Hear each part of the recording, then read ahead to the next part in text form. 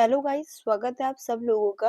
आज हम पार्ट 9 में समझेंगे कि क्या क्या आपकी इम्पोर्टेंस होती है जो आपका law of diminishing marginal utility है, जिसे हम गूसेंस फर्स्ट लॉ भी कहते हैं। ठीक है, या लॉ ऑफ मार्जिनल यूटिलिटी भी कहते हैं, या लॉ ऑफ फंडामेंटल सेटिस्फेक्शन भी कहते हैं। ठीक है, इससे पहले वीडियो में हमने जाना था कि law of diminishing marginal utility क्या होता है, क्या उसके एजम्पशन होते हैं। इस वीडियो में हम देखेंगे कि जो लॉ है उसकी क्या इंपॉर्टेंस होती है, किस तरीके से वो बेनिफिशियल है। फर्स्ट है आपका, डिले ना करते हुए फटाफट के हम पॉइंट्स में आते हैं। फर्स्ट आपका है अंडरस्टैंडिंग कंज्यूमर बिहेवियर। ठीक है, जो law of diminishing marginal utility है, ये कंज्यूमर के बिहेवियर को समझने में हेल्प करता है। ये बताता है कि कंज्यूमर किस तरीके से डिसीजन लेता है। ये लॉ हमें समझने में मदद करता है कि कंज्यूमर के बिहेवियर को इस तरीके से, कि जैसे हमने लॉ में पढ़ा था कि कोई भी कंज्यूमर है, अगर किसी सेम कमोडिटी की मोर और मोर यूनिट्स को कंज्यूम करेगा कंटिन्यूटी में, तो कुछ टाइम बाद जो होता है उसको हर एक एडिशनल यूनिट से जो सेटिस्फेक्शन मिलेगा, यूटिलिटी मिलेगी, वो डिक्लाइन होता है। तो इसी लॉ के कारण हमें समझने को मिलता है कि क्यों कंज्यूमर अपनी जो इनकम है उसको इस तरीके से एलोकेट करता है कि different different goods and services खरीदता है, ना कि सिर्फ अपने पैसे एक ही आइटम पे खर्च करता है। इसीलिए तो पता चलता है कि क्यों कंज्यूमर को वैरायटी पसंद है, क्यों उनके कंजप्शन में हमें डाइवर्सिफाई देखने को मिलता है। इस लॉ से हमें ये समझ में आती है। सेकंड, ये लॉ आपका बेस है किसका? लॉ ऑफ डिमांड के लिए बेसिस है।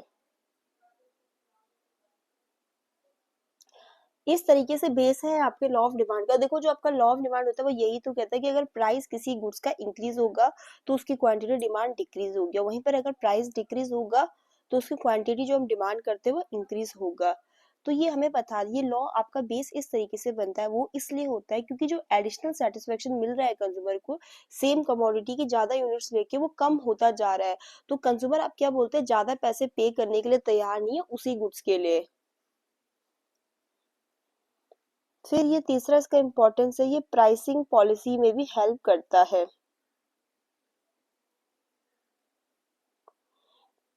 ये जो होता है आपका law of diminishing marginal utility help करता है बिजनेसमैन को कि किस तरीके से प्राइस को सेट कर सकता है वो गुड्स एंड सर्विसेज को है।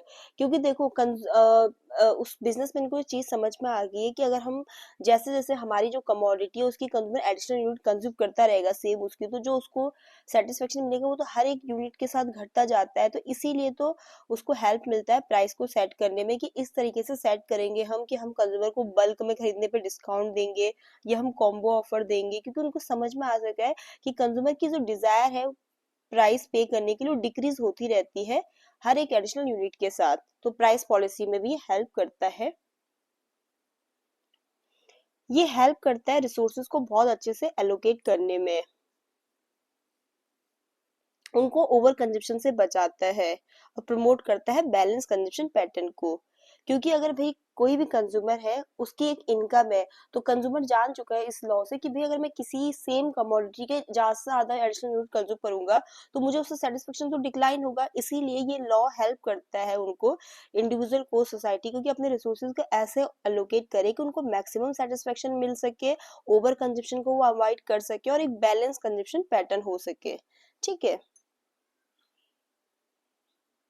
ये जो लॉ है आपका पब्लिक पॉलिसी में भी हेल्प करता है। वो किस तरीके से, ये लॉ जो होता है, गवर्नमेंट जो होता है आपके इस कंसेप्ट को यूज करके क्या हेल्प करती है, गवर्नमेंट को हेल्प करता है ये कंसेप्ट टैक्स पॉलिसी में और इनकम डिस्ट्रीब्यूशन में। वो कुछ इस तरीके से, जैसे जो मार्जिनल यूटिलिटी है मनी की, वो डिक्रीज होती रहेगी वेल्थ के साथ, तो वो प्रोग्रेसिव टैक्सेशन का यूज करते हैं। तो इससे क्या होगा, इनकम इनइक्वालिटी को हम रिड्यूस करेंगे और सोशल वेलफेयर को मैक्सिमाइज करेंगे। तो गवर्नमेंट को भी हेल्प करता है ये किस तरीके से, टैक्स पॉलिसी बनाने में, इनकम रिडिस्ट्रीब्यूशन में करने में, ताकि हम प्रोग्रेसिव टैक्सेशन पॉलिसी अपना के जो इनकम की इनइक्वालिटी उसको कम कर सके और सोसाइटी का भला कर सके।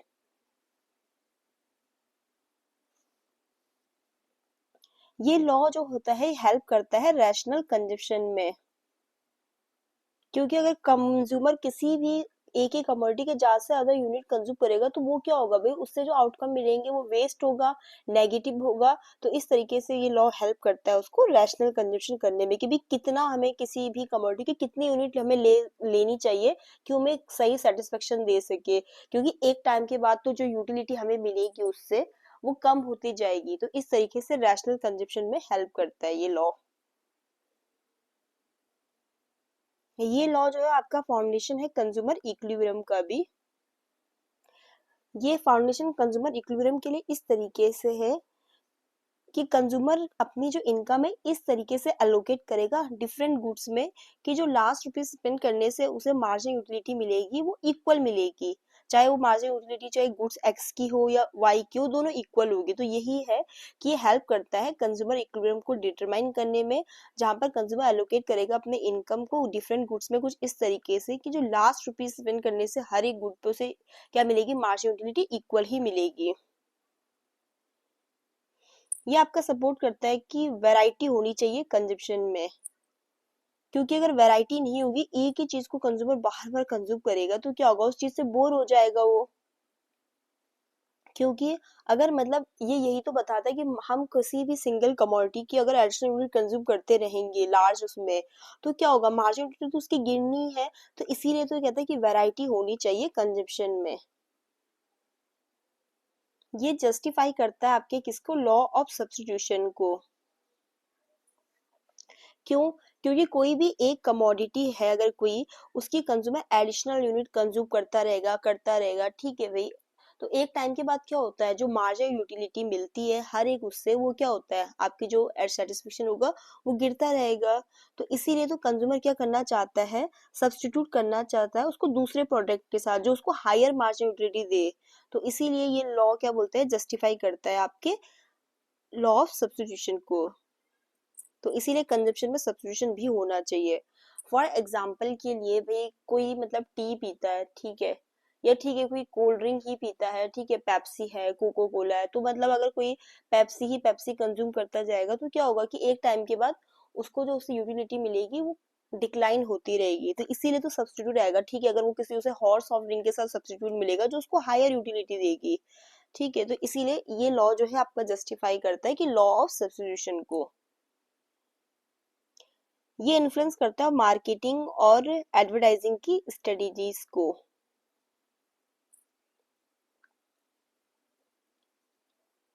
इस लॉ की हेल्प से भाई जो मार्केटर है, बिजनेसमैन है, उनको भी समझ में आता है कि कोई भी कमोडिटी अगर है, उसका अगर जो रिपीटेड एक्सपोजर होगा या किसी सेम प्रोडक्ट का जो यूज अगर कंज्यूमर बार बार करता रहेगा, ठीक है, तो उससे क्या होगा, यूटिलिटी तो रिड्यूस होनी है। तो इसीलिए तो वो क्या हेल्प करता है मार्केटर को ये चीज समझने में कि हमें कुछ नया एडवर्टाइज करना चाहिए, नया प्रोडक्ट लाना चाहिए, इनोवेशन करना चाहिए, वेरिएशन लाना चाहिए, ताकि कंज्यूमर का इंटरेस्ट बना रहे। तो ये तो आपके इम्पोर्टेंस है law of diminishing margin utility के। अब हम जान लेते हैं कि क्या कारण है जिसके कारण आपका law of diminishing margin utility operate होता है। मीन्स क्या रीजन है कि भी मतलब अगर कंज्यूमर कोई सिंगल कमोडिटी है उसकी एडिशनल यूनिट कंज्यूम करता रहता है, तो उससे जो मिलने वाला सेटिस्फेक्शन आखिर वो गिरता क्यों है, उसकी यूटिलिटी डिक्लाइन क्यों होती है। तो इसमें हम जानेंगे रीजन क्या है, law for the law of diminishing margin utility, क्यों ये लॉ आपका ऑपरेट होता है, इसके कारण क्या है। अभी हमने इंपॉर्टेंस जाने, उससे पहले हमने एज्यूमशन जाना, अब इसके रीजन जानेंगे। तो हम देख लेते हैं कि क्या रीजन है जिसके कारण आपका डिमिनिशिंग मार्जिन यूटिलिटी वाला लॉ ऑपरेट होता है। तो पहला है सैचुरेशन ऑफ ह्यूमन वांट्स, ठीक है। देखो, इकोनॉमिक्स के उसमें अगर हम समझे saturation of human wants, saturation आपकी वो स्टेज है जहां पर कंज्यूमर किसी भी आपकी कमोडिटी है, ठीक है, वो उस कमोडिटी का इतनी ज्यादा मतलब यूनिट को कंज्यूम कर चुका है कि अगर वो अब एक और एडिशनल यूनिट लेगा तो उससे उसको कोई भी एक्स्ट्रा सेटिस्फेक्शन नहीं मिलने वाला। ये आपका वो पॉइंट है जहां पर आपका टोटल यूटिलिटी जो है वो आपका क्या हो चुका होता है, मैक्सिमम हो चुका होता है। और मार्जिनल यूटिलिटी यहाँ पर क्या हो जाती है आपकी जीरो। मतलब उदाहरण के लिए समझे कि भाई मतलब कोई कंज्यूमर क्या है, जैसे समोसे कंज्यूम कर रहा है, उसने एक समोसा खाया, दो खाया, तीन खाया, चार खाया, तो मतलब जितना उसको सेटिस्फेक्शन मिलना था ना मैक्सिमम, वो उसको अब मिल चुका है यहाँ पर। इससे ज्यादा वो एडिशनल अगर वो खाएगा तो उसको कुछ भी सेटिस्फेक्शन नहीं मिलने वाला है, ठीक है। स्टैचुरेशन आपका वो वाला पॉइंट होता है जहां पर आपका देखोगे आपका जो टोटल यूटिलिटी का हमने कर्व पढ़ा था, तो जैसे वो ऐसे आपका राइज होता है तो वो ऐसे फ्लैट हो जाता है ना, मतलब वो यही पॉइंट है स्टैचुरेशन का, ठीक है, जहां पर वो अब क्या बोलते हैं उसको, मैक्सिमम होती है आपकी टोटल यूटिलिटी, ठीक है, उसके बाद तो फिर वो डिक्लाइन ही नहीं होगी। सैचुरेशन के पॉइंट में आपके टीयू जो होता है वो मैक्सिमम होता है और आपका मार्जिनलिटी जीरो होता है।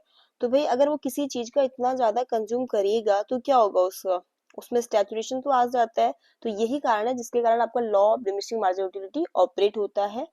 देखो ह्यूमन की जो वांट्स होती है किसी भी स्पेसिफिक कमोडिटी के लिए वो लिमिटेड होती है। एक बार जो वो कमोडिटी था, जो उसका काम था, अगर वो कमोडिटी कर चुकी है, ठीक है, तो हमें एडिशनल कंजप्शन से क्या मिलेगा, कुछ भी सेटिस्फेक्शन नहीं मिलने वाला।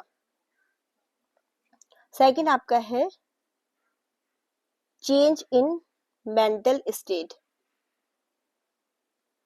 देखो जो मेंटल स्टेट रहती है पर्सन की वो चेंज होती है। भाई जैसे कंज्यूमर एक किसी सेम कमोडिटी को वो एडिशनल यूनिट कंज्यूम करता रहेगा रहेगा तो भाई कुछ टाइम के बाद जो उसका उसमें इंटरेस्ट होगा, जो प्रेफरेंस होगा, टेस्ट होगा, वो भी तो चेंज होगा। तो एक तो चेंज होता है कंज्यूमर के मेंटल स्टेट में। तो जब वो किसी सेम कमोडिटी के एडिशनल यूनिट कंज्यूम करता भी रहेगा तो जो उसको उससे सेटिस्फेक्शन मिलेगा वो क्या मिलेगा, डिक्लाइन होता रहेगा। तो दूसरा पॉइंट ये है जिसके कारण आपका law of diminishing marginal utility operate होता है। भाई एग्जाम्पल के लिए ले लो कि कोई पर्सन है वो एप्पल खा रहा है, ठीक है, उसको भूख लगी है। तो इनिशियली तो उसकी मार्जिनल यूटिलिटी हाई होगी जब उसको भूख लग रखी है, ठीक है। फिर क्या होगा, मतलब हाई होगी, ठीक है, फिर उसने और खाए, ठीक है।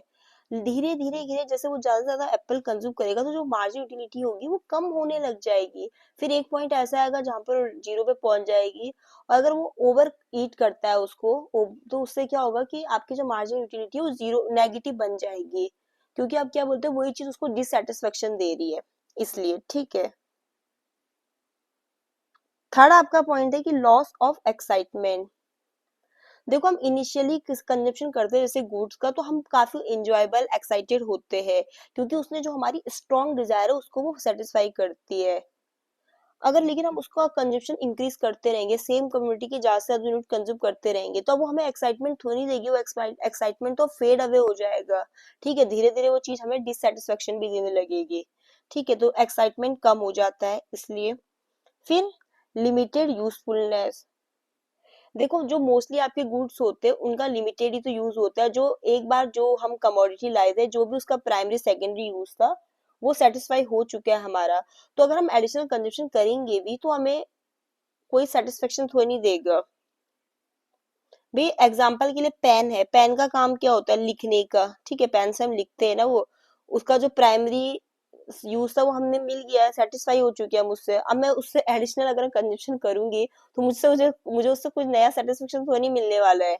ठीक है, तो यही है कि मतलब कोई भी मोस्टली जो कमोडिटी होता है उनका लिमिटेड यूज होता है। एक बार उसने जो यूज था उसका उस चीज को पूरा कर दिया तो उसके बाद अगर मैं और भी कंज्यूम करूंगी तो मुझे कोई भी सेटिस्फेक्शन नहीं मिलने वाला। फिफ्थ है आपका सब्स्टिट्यूशन इफेक्ट। फिर आपका है सब्स्टिट्यूशन इफेक्ट। देखो इसमें ये है कि अगर जैसे कोई कंज्यूमर है किसी एक सेम टाइम के गुड्स की, मतलब जो सिंगल गुड है उसी की मतलब एक्सेस में उसकी हॉट यूनिट को कंज्यूम कर रहा है, तो क्या होगा, कंज्यूमर थोड़े टाइम बाद फील करेगा कि भाई मतलब मैं कोई अदर गुड्स को कंज्यूम कर लूं जो मेरी मतलब सेटिस्फाई कर सके, मेरी जो डिफरेंट नीड्स है उनको भी पूरा कर सके। ठीक है, तो इसीलिए क्या बोलते हैं, जो यूटिलिटी होती है किसी भी सेम गुड्स के कंज्यूम करने से वो कम होती रहती है। अगर हम किसी सेम गुड की ज्यादा से ज्यादा उनको कंज्यूम करेंगे तो हम उसकी जो यूटिलिटी होगी वो कम होगा। हम क्या चाहेंगे कि उसके जगह हम कोई सब्स्टिट्यूट ले ले जो मेरी डिफरेंट नीड्स को पूरा कर सके। तो जो दूसरा सब्स्टिट्यूट गुड्स है वो अगर मेरे डिफरेंट नीड्स को पूरा कर रहा है तो जो मैं ये वाला गुड है इसकी जो एडिशनल यूनिट है वो मेरे को जो सेटिस्फेक्शन देगी वो मेरे डिक्लाइन ही तो होगा। फिर है लैक ऑफ वैरायटी। सही बात है, अगर हम कोई सेम गुड्स की मतलब को ही हम रिपीटेडली क्या बोलते हैं कंज्यूम करते रहेंगे, कोई सेम गुड्स की मतलब यूनिट्स को, ठीक है, जिनका क्वालिटी, क्वांटिटी, शेप, साइज सब एक जैसा है, तो भाई हम उसको थोड़े टाइम बाद तो बोर हो जाएंगे, मोनोटोनी आ जाएगी। तो इसीलिए तो उससे जो हमें हर एक यूनिट से जो हमें सेटिस्फेक्शन मिलेगा वो डिक्लाइन होता रहेगा, किसके कारण, वैरायटी की कमी के कारण। फिर है limited capacity of human body. देखो अगर हम खाने की बात करें या कुछ पीने की बात करें तो इसमें जो ह्यूमन की बॉडी होती है उसकी एक लिमिट होती है। ठीक है, एक सर्टेन पॉइंट के बाद मतलब ऐसा नहीं कि कंज्यूमर और ले सकता है, एडिशनल कंजप्शन क्या होगा उसे डिस्कम्फर्ट देगा, एग्जाम्पल ओवर ईटिंग। तो जो लिमिटेड कैपेसिटी होती है ह्यूमन बॉडी की, ठीक है, इसी के कारण भी ये लॉ आपका ऑपरेट होता है। ठीक है भाई, अब फॉर एग्जाम्पल है कपड़ों में या शॉपिंग में तो चलो कोई लिमिट नहीं, लेकिन अगर हम कुछ खाने की बात कर रहे हैं या कुछ पीने की बात कर रहे हैं तो उसमें तो ह्यूमन बॉडी की लिमिट होती है ना। वो अगर आपको चलो पिज्जा ही बहुत पसंद है तो ठीक है, आप एक पिज्जा ऑर्डर करके खाओगे, दो खाओगे, उसके बाद क्या होगा भाई, आपकी बॉडी अब उसको नहीं ले सकती और को वो, बल्कि और लोगों तो आपको डिस्कम्फर्ट होगा। इसीलिए अगर आप और अब लोगे भी तो वो एडिशनल जो तीसरा पिज्जा है वो आपको क्या देगा, डिससेटिस्फेक्शन देगा। ठीक है, अगर आप बहुत भूखे भी हो तो आपने पूरा पिज्जा खा लिया, दूसरा भी खा लिया, लेकिन अब तीसरा पिज्जा लोगे तो भी आपको और वो देगा डिससेटिस्फेक्शन, क्योंकि आपकी जो बॉडी की कैपेसिटी है वो इतनी ही है। ठीक है, स्पेशली किन के लिए, फूड्स में या ड्रिंक्स में। ठीक है, फिर आपका है no time gap between consumption. देखो, अगर किसी कमोडिटी की सारी यूनिट्स को हम कंज्यूम कैसे करें, जैसे हम इसमें एजम्पशन लेते ही है कि कैसे कंज्यूम किया जाता है, कंटिन्यूअसली बिना किसी गैप के, कोई गैप तो है नहीं, तो भाई कंज्यूमर को टाइम तो मिलेगा ही नहीं अपने डिजायर को रिस्टोर करने का। ठीक है, तो उससे क्या होगा, हर एक जो एडिशनल मतलब एडिशनल यूनिट लेंगे उससे जो सेटिस्फेक्शन होगा क्या होगा, गिरता ही रहेगा, क्योंकि कोई भी टाइम गैप नहीं है कंजप्शन के बीच में, कंजप्शन लगातार हो रहा है इसलिए। फिर है आपका साइकोलॉजिकल इफेक्ट। देखो, ह्यूमन का जो साइकोलॉजी होती है वहाँ वो भी बहुत इंपॉर्टेंट रोल प्ले करती है। लोग क्या करते हैं कि जो भी किसी चीज का पहला अनुभव लोगों को मिलता है उसको तो लोग इम्पोर्टेंस देते हैं। ठीक है, तो जो पहला एक्सपीरियंस होता है किसी भी चीज का उसको तो लोग क्या बोलते हैं, अगर उसको तो वो मतलब अच्छा मानते हैं कि ठीक है, मतलब वो उनके लिए इम्पोर्टेंट होता है, स्पेशल होता है। ठीक है, लेकिन अगर वहीं पर अगर दूसरी बार मतलब वो चीज का एक्सपीरियंस मिले तो वो उस चीज में क्या बोलते हैं, बोर हो जाते हैं। फॉर एग्जाम्पल के लिए ले लो आप इसमें, कोई मूवी आप देखने के लिए गए, ठीक है, कोई भी मूवी आप देखने के लिए गए, तो भी पहली बार आप वो मूवी देखोगे तो जो उससे आपको एक्सपीरियंस मिलेगा वो आपको अच्छा लगेगा फर्स्ट टाइम। बट अगर उसी मूवी को आप दूसरी बार देखोगे तो आपको इतनी खास नहीं लगेगी, तीसरी बार देखोगे तो आपको और खास नहीं लगेगी। तो मतलब वही कि फर्स्ट एक्सपीरियंस जो होता है वो रिवॉर्डिंग लगता है, बट उसके बाद अगर दूसरा तीसरा एक्सपीरियंस क्या होता है, वो लेस स्पेशल होता है या इतना रिवॉर्डिंग नहीं होता है समय के साथ साथ। या कुछ और भी लगा लो कि भाई कुछ लोग बहुत एडवेंचरस होते हैं, ठीक है, बंजी जंपिंग करने जा रहे हैं या कुछ भी, ठीक है, पैराग्लाइडिंग, इस तरीके से। तो पहला एक्सपीरियंस तो अच्छा लगता है किसी को, बट अगर वही चीज तो दूसरी बार करेंगे, तीसरी बार करेंगे तो उनको बोर लगेगी, तो उससे जो मिलने वाला सेटिस्फेक्शन होगा उनके लिए कम होता रहेगा। तो यही है कि ह्यूमन के माइंड की साइकोलॉजी ऐसी होती है कि जो पहला एक्सपीरियंस होता है लोग जनरली उसको वैल्यू करते हैं। अगर वही चीज रिपीटेड किया जाए, वही अनुभव, तो वो उनको लेस स्पेशल लगता है या रिवॉर्डिंग नहीं लगता है समय के साथ।